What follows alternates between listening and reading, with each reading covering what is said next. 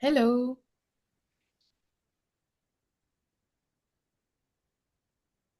Hi, everyone. Thank you very much for joining today's Global Location Showcase. We're just going to wait a moment as a few people are still entering the waiting room to make sure everyone has a fair chance to be part of the presentation from the very start. Well, it looks like we are good to get started. So thank you again for joining today's location showcase. Today's presentation is focused on Oregon, and we have members from Film Oregon that are going to be presenting the showcase.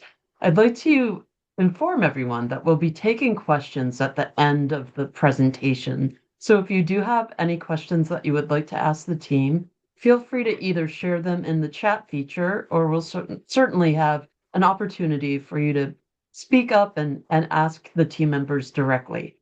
So thank you again. And without further ado, I'm going to open the call up to Tim Williams, who's the executive director of Oregon Film. Thank you, Tim. Thank you, Marge. I just need to find the file to share and get that going for everybody. So hang on 1 second. Put that up. Okay. And okay. I'm assuming everybody can see that. Yep, seeing it well. Awesome. All right. Well, then we'll kick off if that's all right, everybody. As Marge said, my name is Tim Williams. I am the executive director of Oregon Film. We're the state film and media economic development office here in Oregon. I want to first thank Claire and Marge and everybody at AFCI for giving us this opportunity and for all that they do for us all. Thank you very much for that. I really appreciate it. We plan to give you a complete overview of how our office works to both retain and attract creative projects and creative talent in and to our state. For those of you who don't know, this photo is of Aquila Point, which is on the North Oregon coast. This is where the Goonies shot. This is where the famous thing was lined up with the rocks in order to find the treasure, as well as Point Break and many other photos. I don't know, why is this not working? Okay, so now it's not progressing.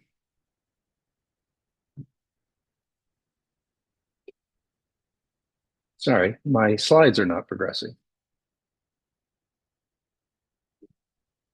Why did I not know this? Oops, hang on. Sorry, everyone. Why is this not progressing? And now I can't get out of this screen. Okay, so this is exciting. There we go. Okay, here's some top line numbers for us in our office. In 1909, the first commercially produced feature film here in Oregon, The Fisherman's Bride, was shot in Astoria. In 1968, Oregon Film was established as a state film and media office. As far as we know, we're the oldest continuously operating state film commission here in the US. We know there are some city and regional offices who are older, but we like to claim the state title until someone proves us wrong. We have a small staff of 4 people, and we are a statewide team filming film, TV, animation, game development, and creative technology in 7 distinct regions statewide that have been identified by our creative partners at Travel Oregon. Within each of these regions, there are 44 trail markers and counting on the Oregon Film Trail around the state, plus 2 Oregon Film art projects at Portland International Airport. There were 58 projects we worked with in our various incentive programs during the last calendar year and generating $172 million of direct production spending in 24-25 from $25 million of incentives. And here's who we are. My name is Tim Williams, as I said.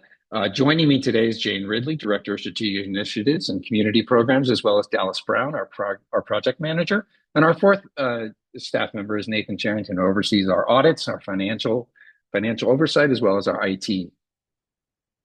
Many of these issues we're going to expand a little bit more on later, but here are some other aspects of our office and our incentive programs. We're a statewide office connected to the governor's office and the State Economic Development Agency, Business Oregon. Like many state film offices, we provide connections, info, and front door for film, TV, animation, games, and creative technology. This includes incentives, locations, permits, crew, cast, and vendors. We also run a separate freestanding 501c3 called the Oregon Made Creative Foundation that helps to provide grants, training, partnership support, and everything to our local community. We partner with other state agencies like Travel Oregon to provide festival and screening support and unique content grants that feature Oregon outdoors as well as rural communities. We have built a long list of legacy projects that include the Oregon Film Trail, exhibits at the Portland International Airport, and museum partnerships that connect projects and places with their communities. We also provide toolkits and data, including model ordinances, location lookbooks, shared impact data that help develop local communities and assets that helps us amplify the value of Oregon well beyond the state. And lastly, we've developed an online knowledge base that provides a comprehensive resource of articles that outline and explain our programs and our work that is then shared through other platforms like LinkedIn and Substack. All of this can be found on our website, oregonfilm.org. Oregon's incentives are cash and easy to use. This means you don't have to file a tax return to get them or sell them on to someone else in order to convert them into cash in your bank account. These incentives provide a 25 to 26.2% cash rebate, which is payable within 4 to 6 weeks of the audit, which we do ourselves. We provide direct support that is experienced and streamlined. And if you have questions, we provide feedback that is quick and knowledgeable, as well as guidance on incentive-related questions. In addition, we will review and tag and estimate your rebates directly in your Movie Magic budget. We also have a regional uplift for productions utilizing locations outside of the Portland metro area, as well as a local production carve-out for lower budgeted projects being undertaken by local producers, filmmakers, and production companies. In addition, our incentives can be used for post-only projects, directly supporting our VFX, sound, and color sectors. And for even more savings, Oregon is one of only 5 states without a sales tax, so which means you save money on every purchase you make. Hi, all. I'm Dallas Brown, and as the project manager at the Oregon Film Office, in terms of locations, I can tell you that Oregon has it all. We've got your big city looks to your small towns. We've got your mountains, the high desert, the coast, the forest, and then we also have beautiful rivers, lakes, and waterfalls. And all of those looks are mostly within 2 hours of a commercial airport. We've got seasoned local location scouts statewide that know every corner of our state. In terms of resources, we have thousands of production-ready locations in our database, and I want to emphasize that we can quickly create custom location packages for projects of any size. We also partner with regional film offices in Central and Southern Oregon. So if you're shooting there, we can help you on the ground. And then in terms of connections, we serve as your single point of contact for hundreds of permitting agencies throughout the state, including national and state parks, as well as local jurisdictions. And we also provide support with private property owners by facilitating introductions, and we help you support that process from start to finish. Oops, okay, that didn't work so well. Sorry, everyone. Wow, okay.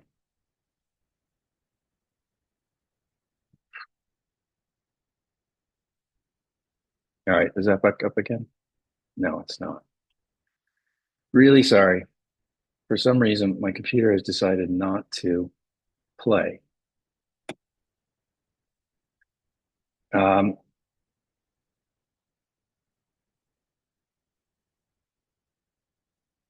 me try again. Apologies, everyone.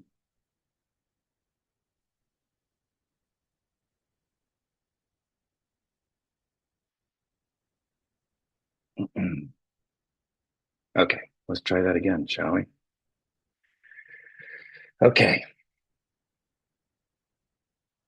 All right. As I mentioned, there has been a film and media industry in Oregon since 1909, and since then, there have been many eras of Oregon film. These include the silent film studios that were built here in the early 20th century, as well as Buster Keaton coming back to shoot his seminal movie, The General, in Cottage Grove.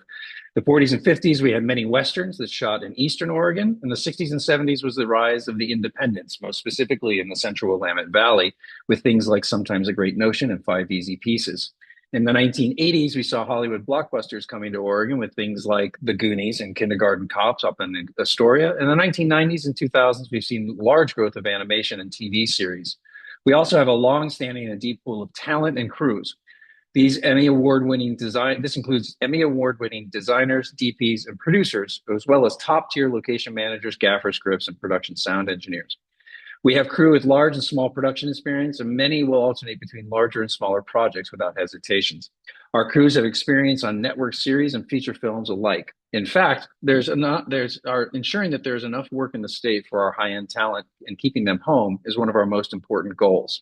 Our crews are able to work in any weather and anywhere, and they have to because they live here in the Pacific Northwest. We share that skill with our colleagues up in Washington. We also have an extensive production support and local vendors supporting all aspects of production needs. These include Camera, one of the largest camera houses outside of LA on the West Coast is here in Portland. Grip, lighting, trucks, props, specialized equipment. And we're also home to Emmy Award-winning VFX companies that have created work for series like Shogun and Westworld. And we have a complete post-production workflow, including sound editing, mixing, and color correction. We have worked very hard over the last several years to ensure that our local talent base is expanding and diversifying, ensuring that both experienced and emerging talent are available to all projects. Through this effort, we have seen an increase in locally produced projects that have found a wider audience for productions through larger festivals. These mostly include Trash Baby at South by Southwest, Paradise Records at Tribeca, and this has helped to develop new talent from the ground up. And now I'm suddenly realizing that I didn't turn on sound, so our videos are not going to work. It's one of those days, people. I'm very sorry. Let me try this again. Jeez.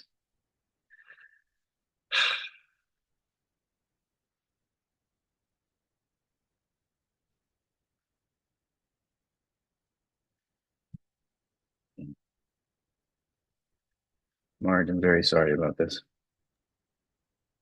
No Right. worries, Tim. I think everything's running pretty smoothly and you get to see problem solving in real time. I know. Well, there we go. Okay, so let's try this again. I'm going to share that. And I'm assuming everybody can see that. Yep. And I am going to play this video. There is an infinite number of people that you can turn to, and they will not say, how much am I going to get paid?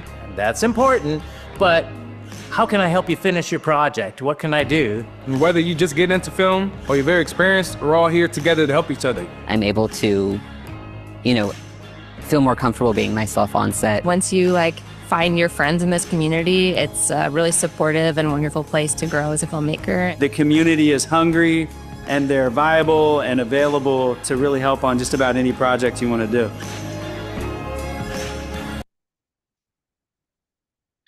We also have more than 50 years of animation history, starting with Oscar-winning Will Vinton and his Will Vinton Studios, who created the California Raisins, for those who remember them. And then transitioning into Leica, it is now the epicenter of stop-motion animation here in the US. In 2009, Leica released its first feature film, Coraline, which started a resurgence in stop-motion production. It changed the way animation is done and created a unique pipeline of talent here in the Pacific Northwest. In 2023, local animation company Shadow Machine won an Oscar and a BAFTA for Guillermo del Toro's Pinocchio, which served to showcase the depth of Portland's animation talent. Coming next year will be Wildwood, Leica's sixth feature film based on Colin Malloy from the Decemberist book. Anecdotally, and without any data to back it up whatsoever, we like to claim that we have the largest stop-motion industry in the world. We also have a large interactive gaming industry that is supported by our incentive programs. These includes Pipeworks based in Eugene. They're a prolific game developer, including work on many major titles, as well as home-developed games for a wide audience. Based in Newburgh, there's Soma Games, who has created the world-building Redwall franchise and continues to provide training and connections to local high schools and universities. In Portland, there's Rose City Games, who created many of its own titles, as well as holding annual game jams, serving as a consistent training platform and community builder. Our commercial production industry has grown up in our state, and as our state is the headquarters of Wyden and Kennedy, creators of iconic campaigns done for Oregon-based Nike. This has spawned many local agencies and producers that have supported most major car brands, working with other state agencies like Oregon State Parks, who have always been a friendly and key partner for our industry. In fact, as a side note, the entire Oregon coast from California to Washington is an Oregon State Park and is permitted through one person who provides quick responses and insights.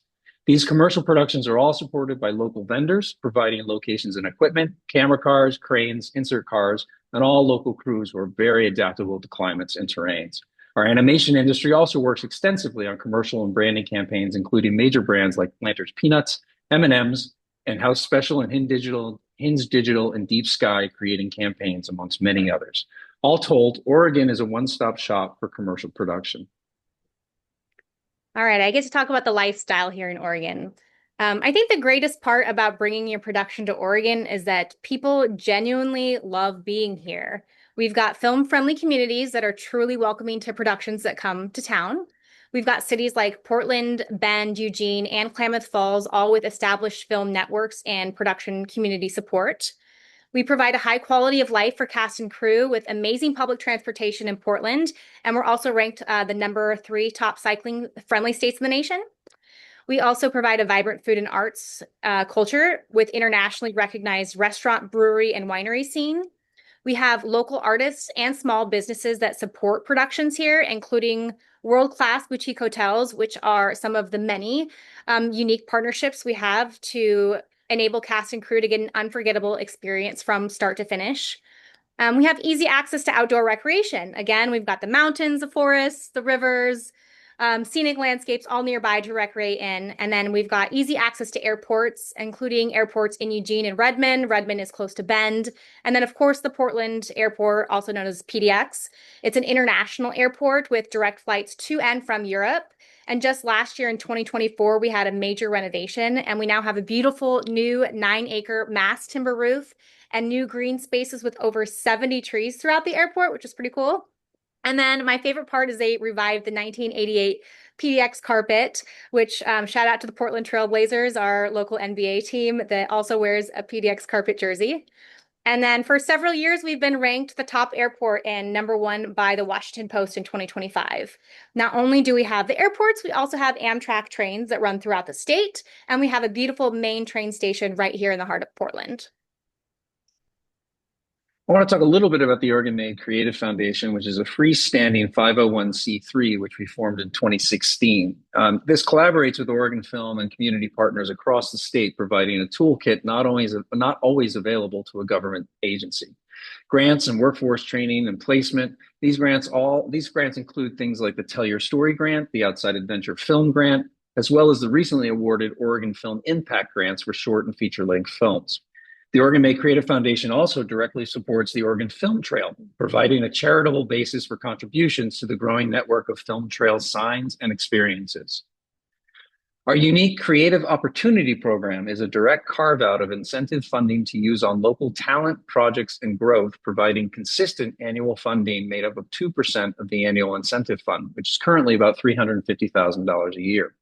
It is flexible and reacts and adjusts quickly to the community's needs and input. The Creative Opportunity Program provides training, panels, education, statewide partnerships, grants, placements, festivals, while working with over 40 outside organizations each year.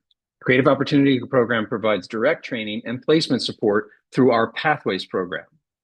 Pathways is a partnership with Outside the Frame, a nonprofit based in downtown Portland that provides filmmaking training and equipment to at-risk and houseless youth. Through this partnership, Pathways has provided over 100 paid placements on local sets and studios, as well as direct support to find their next jobs and couple them with mentors. This means many start and stay in the industry for the long run and create their own content. Here's a short video with some of the insights from some of the people who make Pathways so special.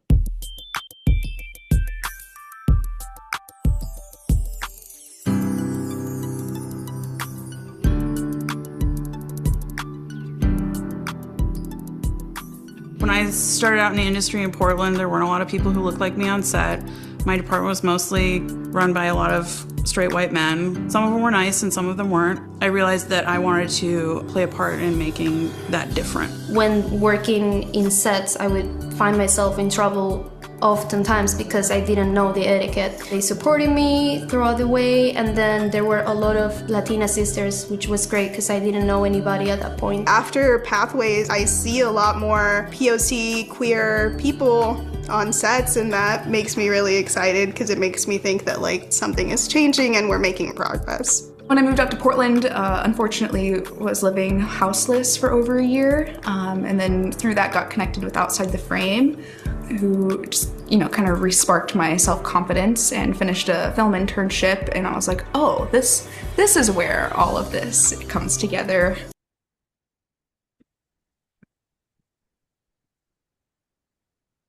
Hi everyone, I'm Jane Ridley. I spend a lot of time here at Oregon Film creating community-led projects that help connect the film office's work to people and places across the state. So the chances are you've probably all been hearing a lot about film tourism recently, or set jetting. And that's because these days it's no longer a niche sector of tourism and has become very much a mainstream thing and something that film offices can really lean into. And here in Oregon, we've been working really hard to help harness set jetting dollars for our communities since 2017, when we created our most visible film tourism project yet, the statewide Oregon Film Trail. Over the years, we've carefully and systematically turned all of our many of our locations into a structured statewide trail, and we're really proud of the fact that it's the first of its kind in the US. So another first for us too is that we were early adopters in our partnership with the film tourism app SetJetters that many of you may have heard of. We offered up Oregon as a sort of a testing ground for many of the app features, which has really paid off for us, and it has also helped SetJetters grow. Currently, we have 44 markers on the trail, plus hundreds of SetJetters scene locations in every region of the state, both in big cities and also small rural areas. So together, these physical markers and the SetJetters app make up the body of our Oregon Film Trail experience.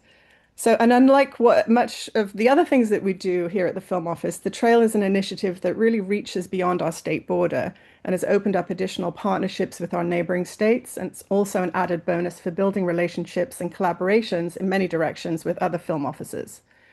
We've had to be mindful to build our trail with local in-state partners as well, such as destination management organizations, DMOs and RDMOs, cities, chambers, museums, tribal partners.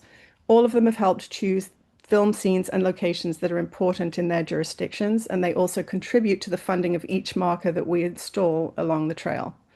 So overall, this process gives our communities ownership, pride of place, and management of long-term sign care, and it builds our relationships for future shooting locations as well. Each sign has a QR code baked into it, and many businesses carry one in their premises. Additionally, the SetJetters app maps visitors as they move around the state. So this serves a couple of purposes for us. It adds extra story content, showcases nearby places to eat, stay, and visit, and it also enables us to collect the all-important visitor data. So we're also working on expanding the trail and are developing an augmented reality experience and also an oral history project, among some other ideas. AR will feature at a few key stops along the trail, and the oral history project will enable visitors to hear local stories about films that have shot all over Oregon as they tour around and enjoy our state. All of this is designed to keep the focus on people, place, and Oregon's film legacy. We also partner with other entities, like Tim was mentioning, to bring art, museum exhibits, and community projects to the trail. For example, right now we have 2 expansive murals that welcome and educate thousands of visitors daily at the PDX International Airport. Both of those murals are by local artists, and we're proud to feature that. We also have an upcoming exhibit of Oregon-made movies that will feature at the Oregon Historical Society. Additionally, we strive to offer many location activations at local anniversary events like Stand By Me Day, Goonies Day, Twilight celebrations, and so many others like it throughout the year. All these kinds of partnerships bring an awareness as to how filmed projects slot into our cultural history and help build our economic story. The community projects point people back to the trail and its markers and spark repeat visits and support local economies over time. So in short, the trail is both a visitor experience and also a community development tool. Next slide, please. Thank you. As we've been closely tracking film tourism, we can now see that it's becoming a serious part of the visitor economy. What we've been noticing is not unusual these days, and according to a recent study from Expedia that many of you may have read, it says that more than 100 million travelers a year are visiting real filming locations globally. So more people than ever before are now choosing destinations inspired by what they watch on their screens, and around a third of those say they spend between $1,000 and $2,000 per trip. It's a lot. Expedia estimates it will become an $8 billion market in the US by next year, and they noted that a whopping 13% of US travelers have already been booking screen-inspired trips. So our trail, plus data collected through the SetJetters app, already indicates visitors are bringing in an estimated $150 million in film tourism per year and growing here in Oregon. And that, of course, includes nights in hotels, rental cars, trips to restaurants, museums, local shops, all of the things, all across the state. Because we're now tracking visitor data, we can see which film titles in our catalog are driving visits and which towns are benefiting the most, which is very useful. This data helps us make the case to partners and refine what we build next. We've discovered that you don't necessarily need a massive film franchise to benefit from set jetting. All of us have screen and community assets in our communities that can be utilized in film tourism. Together, our trail model toolkit and the data we collect show film tourism is measurable, repeatable, and worth planning for. And we have a short clip to show you. The Oregon Made Creative Foundation collaborated with multiple communities to launch the Oregon Film Trail, the first physical statewide film trail in the United States. This continuously growing network currently features 43 trail markers placed at iconic film locations around the state. Each sign digitally connects to the Setjetters mobile app, enabling travelers to find exact film locations and also discover nearby tourist attractions, hotels, eateries, and more. With the Oregon Film Trail and the Setjetters platform, we can now quantify film tourism for the first time in Oregon. We are on the path to utilizing the potential for promoting and measuring this form of tourism. As Jane mentioned, most recently we unveiled a very unique collaboration with Portland International Airport, where we started their film trail in 2017 with a 21 poster welcome wall in the South Tunnel. This new project unveiled last month is a huge wall mural in Terminal B. You can see a photo of it here on the left-hand side. It's capturing more than a century of filmmaking history in Oregon, and as Jane mentioned, was done by a local artist. We've worked on numerous projects with PDX Airport, including the display of props from films like The Goonies and One Flew of the Cuckoo's Nest, as well as displays of stop-motion puppets from Shadow Machine and Leica. As you can see on the right, there are many iconic projects that have used Oregon as a production base, and we would do our best to celebrate them and the talented Oregonians who helped to make them. I want to thank you all for suffering through this and all the technical glitches, and happy to answer any questions you may have at this time. Thank you, Tim. That was a great presentation. Really appreciate all the work you and your team put forth. I haven't seen any questions come in through the chat, but please feel free to reach out if you have a question. We can certainly include anyone right now to step up and speak up. I have a question that I'd like to kick off with. Earlier in the presentation, you talked about developing lookbooks for producers. What's the turnaround time for a producer that might have a specific project that has a few different types of locations they're interested in within the state? How quickly would you guys be able to create a lookbook for them? I think Dallas is our resident expert. I'll go ahead and answer that because I'm the one that does that. Really, I work with the producers. If they're on a quick timeline and they say, I need something by end of day, like I can get something to them by end of day. It might not be the best thing by end of day, and I can keep working on that for them. But generally, I say within a business week, I can get it to you. But if you need it sooner, please let me know, and I will absolutely do that. So I work directly with the producers with whatever they need, and I can get it done. Great. Thank you, Dallas. Yeah. We have a question, and Karen, I might need your help in regards to exactly what you're asking, but there's a question that's come in that has asked if the colleges are film friendly. Karen, are you asking if films are allowed to be shot on campus, or are you asking more about the ability of students to work on films? I don't know if Karen feels comfortable speaking, but maybe you guys might be able to answer both forms of that question. I can also she speak said not. Yeah, take it down.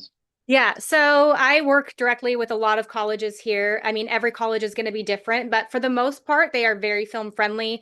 It's just dependent on when school's in session. And so on the weekends or on school breaks, or if they have, construction going on and they want you to film there, we have partnerships with a lot of local colleges here that are willing, and they also work with budgets too. They don't just necessarily have a strict budget that they're working with. They say, okay, this is kind of what we charge, but depending on what kind of production you are you an independent film? Are you a major film? Are you a student film? We can kind of work within your budget. And so we've worked very closely with the colleges to make it a very film friendly experience. And U of O has a history that they somewhat embrace with Animal House. So it goes back pretty far back. Nice, thank you. There's a question that's come in asking that appreciates and applauds your teamwork. And they're asking if you could talk a little bit more about what the independent scene is like. Yeah, that's a great question. That is the bulk of our work, to be totally honest. We get featured because of Vancouver, BC, and I'm getting an echo on my end. Because of Vancouver, BC, and on our end, the larger projects tend to go up to BC. And so up here in the sort of left-hand corner of the state, we get a lot of medium and independent sized budgets for sure. In fact, we got a ton last year because the strike had held up a whole bunch of projects that had both cast and financing in place. And when the strike ended, they needed to go quickly and they were too small to go up to BC. So I found a lot of them came up here to the Pacific Northwest. So we do a ton of work with independents, and a lot of times our incentives are banked and cash flowed against through a loan because they're being independently financed. Thank you, Tim. We have a question from Andrew Shu, and Andrew, I might need your help here too. You state the painless process of incentives is the strongest point for production budgeting issues. I'm not sure if there's a question embedded within that. So if you're able to elaborate, Andrew, that would be great. That is a compliment. Okay, thank you. Thank you. Then we have a question that's come in about I think it's the Focus program. I'd like to hear more about the program to help youth and diverse placement that was in the presentation. Yeah, Austin, that's called the Pathways program. We do have some articles about it in our knowledge base on our site, which is linked on the homepage down at the bottom. Basically, it's fairly straightforward. Is we work with Outside the Frame to create at least 2 or 3 training sessions every year where they run in their space to give the people the basics, sort of PA 101 camp. We usually get somewhere between 10 and 20 people out of those, and then from those we then pass along names to productions when they want to hire people, and then they interview the people and hire the people they want. And they put them on their payrolls. And the reason we do that is because we want them to be fully insured, and we want to make sure they're on the call sheet, and we want to make sure that they are fully integrated in the production. And then we do a contract with the company, and we reimburse their gross payroll at the other end up to a certain amount. So they're getting trained by Outside the Frame, they're getting chosen and picked by the production, and then the production's getting reimbursed by us. We also then make sure that they are coupled with a mentor, and that before they start, they actually have a prep about what their expectations will be on set during the shoot. And then that mentor is somebody that is available to them on a daily basis for questions and otherwise. We have found that placements have gone on to continue to work with their mentors and continue to work within the department that they've been worked with. I would say the sort of repeat people that get jobs after we place them once or twice has been like 70 to 80% of people going on and finding their own job. So it's been a fairly straightforward process. The productions like it because it's, we usually do 2 or 3 people a production, and they like it because there are many people on set that would like to be mentors, and they also get, more people within their ranks in order to be sort of learning crew. Thank you, Tim. Yeah, I was very impressed with that program too.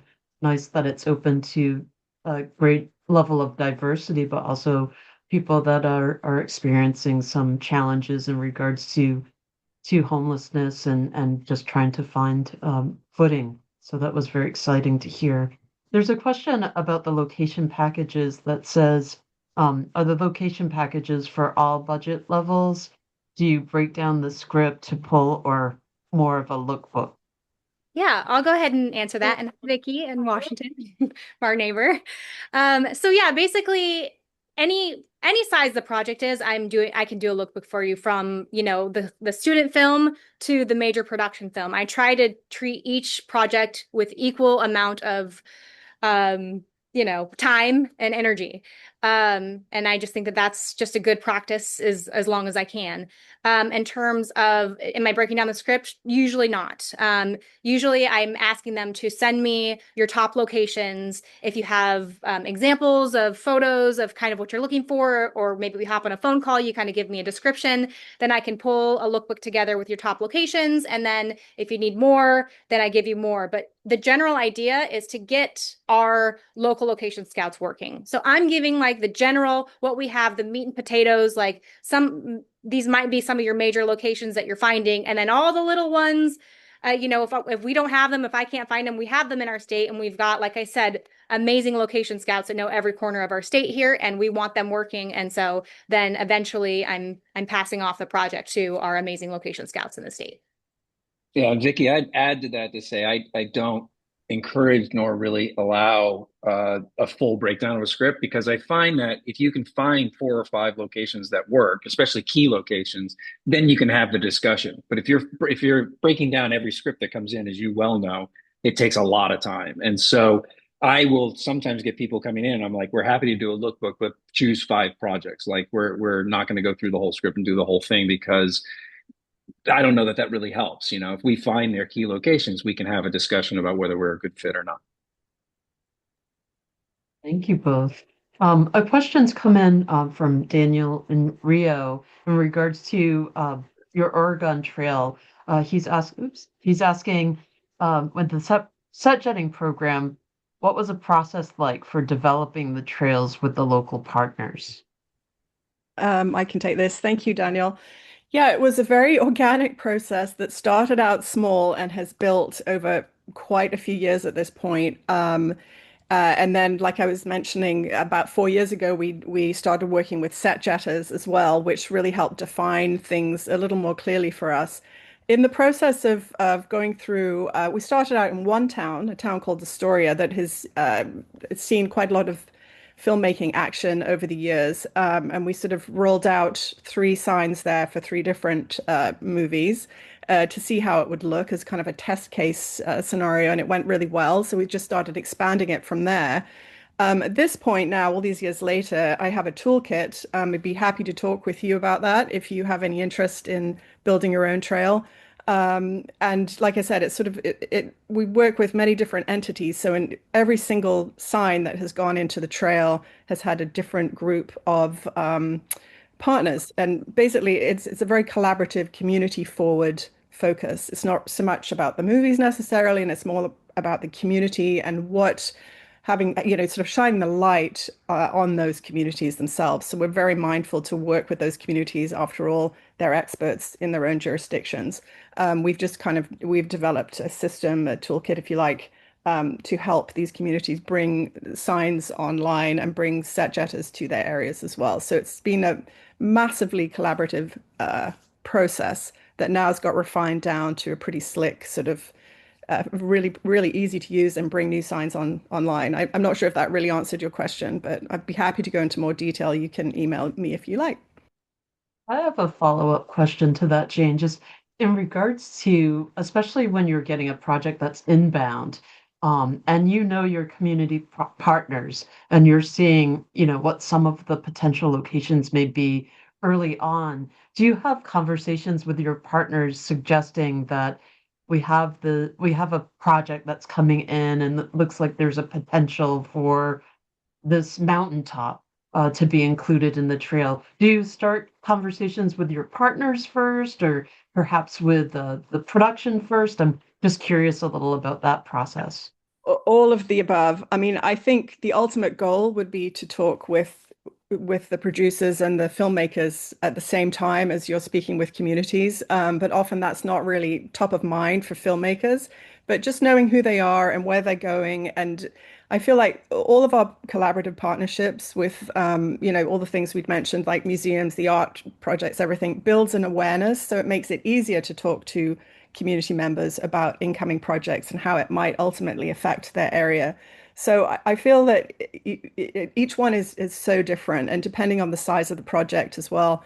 But yes, ultimately it would be amazing to have that conversation with filmmakers as they're on the ground thinking forward. And I think that will happen. But as film tourism is growing, I mean, it's always been around, but it's really taken off in the last 4 years. And I feel as though more filmmakers are becoming aware of that. I will say we had a great example of an indie film that shot in Eastern Oregon. He was very aware of the trail, the filmmaker. He brought his whole cast out. He wanted a sign put in the ground so that when they did the cast and crew screening, the mini premiere in this small community town theater, he wanted everyone gathered around the sign. And because we have our toolkit in place, we were able to make that happen within 2 weeks, which was the fastest one we've ever done, but it happened. And then, we can get the publicity off that helps them and it helps us. And it most importantly, helps the community. So yes, all of the above. That's great. We also have a question that came in where the question is, who maintains the signs on the trail? I think that might include who maintains the QR codes and the information within the sign. Yeah, that's us, our tiny team and the whole state. We actually, it's really more our partners. So because we have buy-in for all of our collaborators and all of our people that we work with on each trail sign, they're in their community, so they have an added incentive, if you will, to want to keep the signs up and make sure that they look great. They always take care of the installation themselves, which is also another key part of our toolkit. And so I work with them closely. We try to sort of go around the state and check on them every time I'm going to an area. I'll make an extended trip in close proximity to see everything's going well. But essentially, the main maintainers of our signs are the actual locations themselves, the communities themselves. We have an MOU with each of these collaborators. Thank you, Jane. We've got another question about the trail. For locations included on the trail, are they no longer eligible for filming? And if they are, has that impacted budget in terms of what things like posts, such as paint out and production scheduling, etc.? No, I mean, that has not come up. I think, well, the signs are we only put the signs up once the film is out. So it's a post-production thing. It does not impact their actual shooting here.